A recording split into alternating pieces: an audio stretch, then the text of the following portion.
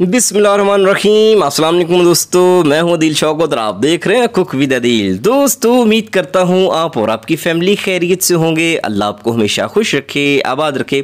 दोस्तों अल्हम्दुलिल्लाह बड़ी ईद आने वाली है और ईद पे सबसे बड़ा जो अहम काम होता है वो ये कि कुर्बानी के गोश्त को महफूज कैसे किया जाए, क्योंकि शदीद गर्मी में ईद आ रही है, जून का महीना है, तो फ्रिज में पड़ा हुआ गोश्त भी ख़राब हो जाता है। ठीक है, ये गोश्त ऐसा होता है क्योंकि तंदुरुस्त जानवर होते हैं अल्हम्दुलिल्लाह, और इनके जिस्म से जो है कसाई अच्छी तरह से ब्लड भी निकलने नहीं देते और खाल उतारना शुरू कर देते हैं। तो इस वजह से जो है इसके जिस्म में ब्लड रह जाता है, गोश्त में ब्लड रह जाता है, जिसकी वजह से ये हीट भी देता है और जल्दी ख़राब भी हो जाता है। आपको गोश्त धोने का तरीका बताऊंगा और साथ में दो ऐसे तरीके बताऊंगा कि आप गोश्त को कैसे महफूज कर सकते हैं। फ्रिज में भी इंशाल्लाह ख़राब नहीं होगा, चाहे आपकी बिजली आए या ना आए। और अगर आपने अपनी फूफी, चाची, ताई, मासी को 8 से 10 घंटे का फासला तय करके गोश्त देने जाना है तो वो भी तरीका बताऊंगा। इंशाल्लाह आपका गोश्त कभी ख़राब नहीं होगा। अगर आपने ये वीडियो देख ली तो इंशाल्लाह आप मुझे दुआएं देंगे। फ़र्ज़ करें कि आपके घर पे कुर्बानी का गोश्त आ चुका है, ये मेरे पास 1 किलो है, 1 किलो का बता रहा हूँ। तो आपने जो है जितना भी गोश्त है उसको पानी में आपने डिप कर लेना है। 1 किलो है तो इसके लिए 1 टेबल स्पून या मैक्सिमम 1.5 टेबल स्पून सिरका आपने इसमें ऐड कर देना है, काफ़ी है। ठीक है, ये इसको धोने का तरीका बता रहा हूँ और साथ में ये भी बताऊँगा कि आपने फ्रीज़ कैसे करना है और ट्रैवल करके अगर दूर कहीं गोश्त लेके जाना है तो वो कैसे आपने लेके जाना है विदाउट ख़राब किए हुए। ठीक है, तो चलिए इसको जो है आपने अच्छी तरह से हिला जुला देना है। अगर तो आपका गोश्त 8 से 10 केजी है, ठीक है, फिर आपने क्या करना है, पूरे बड़े बर्तन में आपने जो है गोश्त को डिप करना है और हाफ़ कप जो है आपने सिरके का उसमें ऐड कर देना है। ये आपने कम से कम आधे घंटे के लिए गोश्त को भिगो के रखना है। लेकिन ये कि जिस कमरे में आपने गोश्त को रखना है वहाँ पे फ़ैन आपने चला देना है। अगर एसी हो तो वेल एंड गुड, वरना एयर कूलर भी होता है या फ़ैन तो हर घर में मौजूद होता है, आपने इस तरह से रख देना है। आधा घंटा रखेंगे तो इस तरह सा जो है ना इसका कलर पानी का चेंज हो जाएगा। इसमें इतना ब्लड नहीं आया जितना कुर्बानी के जानवर का जो होता है ना गोश्त, उसमें से ब्लड निकलता है, क्योंकि कसाई जो है अच्छी तरह से इसका खून रिलीज़ होने नहीं देते जिस्म से और खाल उतारना शुरू कर देते हैं। और अगर कोई कसाई भाई मेरी इस बात को देख रहा है या सुन रहा है तो प्लीज़ उससे रिक्वेस्ट है कि इस तरह के काम ना किया करें। पहले जानवर अच्छी तरह से ठंडा होने दिया करें, उसके जिस्म से ब्लड जब निकल जाए तब जो है उसका अगला काम या फिर अगला ऑपरेशन जो आप शुरू करते हैं, खाल उतारना, गोश्त बनाना, तब स्टार्ट किया करें, वरना जानवर को तकलीफ़ होती है और नबी पाक ने इन चीज़ों से मना फरमाया। चले, आपने क्या करना है, इस तरह से किसी बाउल में आपने शिफ्ट कर देना है और ये जो ब्लड है ना इसका फेंक देना है। ठीक है, मज़ीद आपने ये जो काम मैं आपको किसी बाउल में करके दिखा रहा हूँ, अब ये आपने खुला आपके घर में जो पानी आता है टूटी में, टैप में, नल में, ये काम आपने वहाँ पर जाके करना। खुले पानी से इसको धोना है 2 से 4 बार। ठीक है, यहाँ पर मैं किसी बाउल में करके दिखा रहा हूँ क्योंकि कैमरे के सामने मैं टूटी नहीं ला सकता, तो इसलिए जो है इसी तरह से आपको शो करवा रहा हूँ। अच्छा, गोश्त आपका इस तरह से अच्छी तरह से धुल जाएगा। आपने मल के धोना है, जितना भी ब्लड होगा वो आपने इसके जिस्म से, इसके गोश्त से निकाल देना है अच्छी तरह से। ठीक है, चलें अब क्या करेंगे, इसको दूसरे बाउल में या फिर किसी परात में, किसी खुले बर्तन में आपने शिफ्ट कर देना है।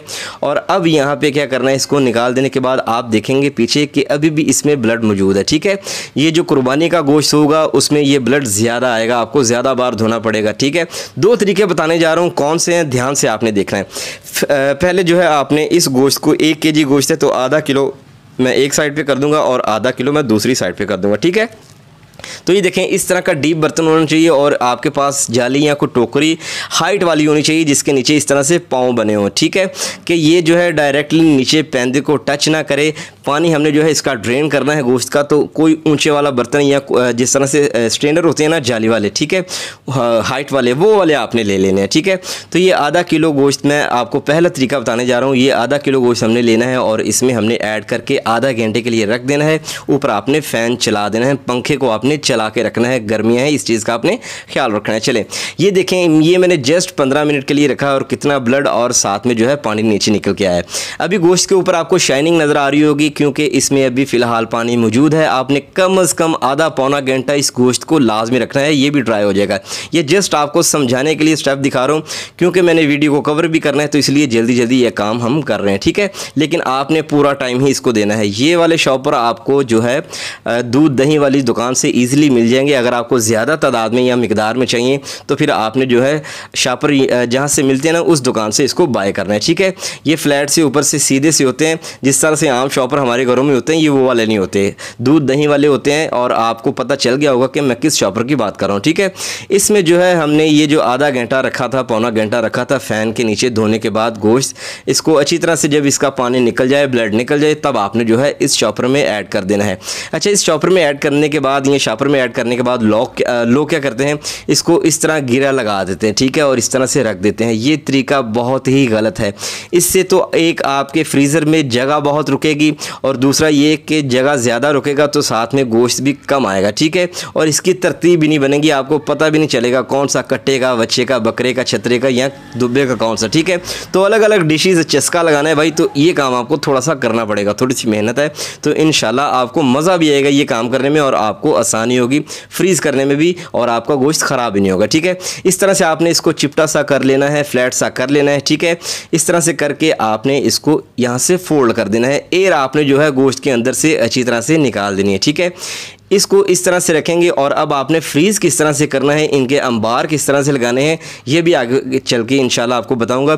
लेकिन ये आप सोचें कि ये तरीकाकार कितना बेस्ट है, इससे आपके फ्रीज़र में जगह भी ज़्यादा हो जाएगी और गोश्त ज़्यादा से ज़्यादा जो है आप स्टोर कर सकते हैं। इसको फ्रीज़ किस तरह से करना है ये भी आगे चल के आपको बताऊँगा। फ़िलहाल ये तरीका फ्रिज में रखने के लिए है, ठीक है।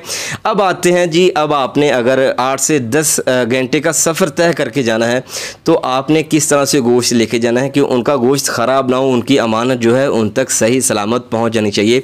तो उसके लिए इस तरह से आपने लेना है गोश्त, और इसकी हीट को, इसकी स्मेल को ख़त्म करने के लिए सबसे पहले एक तेज़ पत्ता ऐड करेंगे। ये हाफ़ के जी की रेसिपी बता रहा हूँ, ठीक है।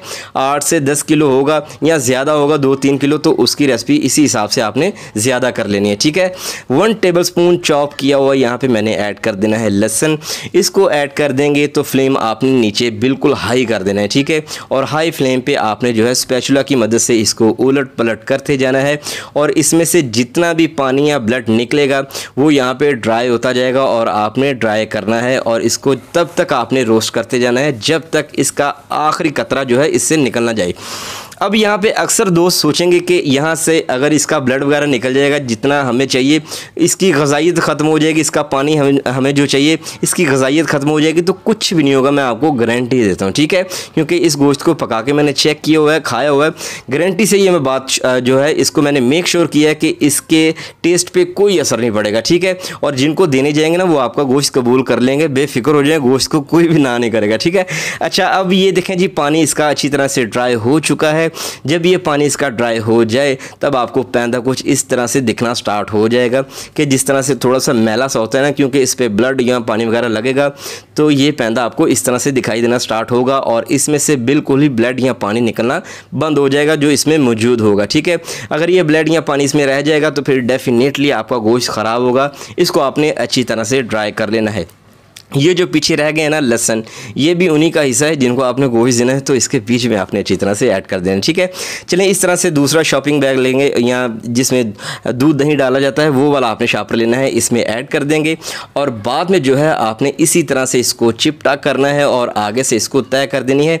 याद रहे इसके अंदर एयर नहीं रहनी चाहिए, ठीक है, वरना वो ज़्यादा जगह ले जाएगा। अच्छा, अब ये 2 तरीके मैंने आपको बताए हैं, इनको अब आपने फ्रीज़ किस तरह से करना है। आपकी बिजली आए या ना आए, चाहे आपका कोई चोर मीटर उतार के ले जाए, इंशाल्लाह आपके इस गोश्त को कोई नहीं होगा, कुछ नहीं होगा, ठीक है। अच्छा, इस तरह से आपने ऑयल लेना है। याद रहे घी या बटर आपने इस्तेमाल नहीं करना, बटर वैसे भी वो जो है ना वारे में नहीं आएगा। आपने यहाँ पे जस्ट कुकिंग ऑयल या फिर सरसों का ऑयल जो है यूज़ करना है। इस तरह से इसकी ऑयलिंग कर देनी है। अगर ब्रश नहीं तो हाथ अच्छी तरह से धो लें, उसको जो है आप अपने हाथों की मदद से इस शॉपर के ऊपर अच्छी तरह से ऑयल लगा दें, ठीक है। अब एक सरफेस से जो दूसरी सरफेस जब इस तरह से एक दूसरे पे रखेंगे ना, इस तरह से आप उल्टी करके, तो इनके दरमियान में ऑयल होगा और ये फ्रीज़ होने के बाद आपस में जुड़ेगा नहीं, ठीक है। ये वो छोटी छोटी बातें, टिप्स और ट्रिक्स हैं जिनसे आपके काम बहुत ही आसान हो जाएंगे। ये देखें, इनके ऊपर जितने मर्जी पैकेट रखते जाएं, आपने ये काम जो है दोस्तों दोहराते जाना है और इंशाल्लाह आपको कोई भी दिक्कत पेश नहीं आएगी। इससे आपके फ्रीज़र में जगह भी बचेगी और ज़्यादा से ज़्यादा गोश्त आप अपने घर पे ही स्टोर कर सकते हैं। आप कभी किसी के घर भेजते हैं ना, तो इंशाल्लाह इंशाल्लाह आपको ज़रूरत नहीं पड़ेगी।